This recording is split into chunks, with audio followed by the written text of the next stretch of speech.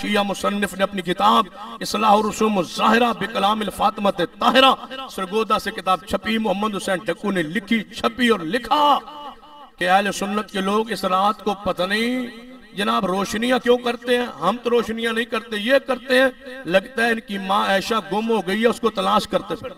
ان کی ماں رات کو نکل جایا کرتے تھی رسول اللہ کو سلا کے، رسول اللہ کو سلا کے ان کی ماں نکل جاتی تھی شب برات کو، یہ اپنی ماں کو تلاش کر رہے، پھر بھی ہمیں غیرت نہ آئی، پھر بھی ہمارا ایمان جوش میں نہ آیا، جذبات میں ہم نہ آئے، پھر بھی ہم نے یہ رات منانے کی کوشش کی۔ اس رات کا اسلام کے ساتھ، دین کے ساتھ، شریعت کے ساتھ، پھر سن لو، اسلام دین شریعت کے ساتھ رات کا کوئی تعلق نہیں ہے۔ یہ ساری فضیلت لیلۃ القدر کو حاصل، یہ سارے مقام لیلۃ القدر کے ہے، یہ سارے فیصلے لیلۃ القدر کے، وہی ہے لیلہ مبارکہ، وہی ہے لیلۃ القدر، کوئی شب برات اسلام میں نہیں ہے۔ لہذا اپنے آپ نے ایمان کو، اپنے عقیدے کو، اپنی غیرت کو بچائے۔ یہ رات اگر تجربہ کرنا ہوئے، رات نمام برگاہ اجرات مجالس برپا ہونگیاں، مجالس تو بعد یہ لوگ دریاؤں کے کنارے پہ جاگے یا بڑی نہر کے کنارے پہ جاگے رات کو انہوں چٹاں لکھ لکھ کے دریاج پانی سٹنگے، اے امام زمانہ، اے قائم آل محمد باہر نکلو، اسی بڑے تنگ آ، اے دریائے جہلم تے چلے جاؤ خوشاب کو،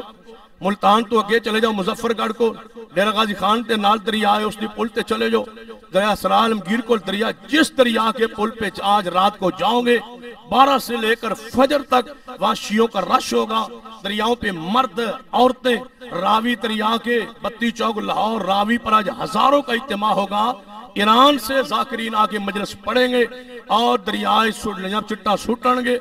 اور کہیں گے امام صاحب جلدی باہر آ جاؤ۔ یہ رات اہل تشیع کی ہے، اہل سنت کے ساتھ اس رات کا کوئی تعلق نہیں، نہ عبادت ہے، نہ جاگنا ہے، نہ قبرستان جانا ہے، کوئی تصور نہیں ہے اس رات کا اسلام میں۔ بس شعبان کے مہینے میں رسول اللہ روزے رکھا کرتے ہیں نفلی، وہ بندہ جڑا پہلے رکھ دے رکھیا رکھے، لیکن صرف ایک دن روزہ رکھنا کل دا جائز نہیں ہے، بدعت ہے۔ اللہ کو دعا ہے اللہ میری اور تہاڑی نوں قرآن سنت دی سمجھ عطا فرمائے، قرآن سنت عمل دی توفیق بخشے۔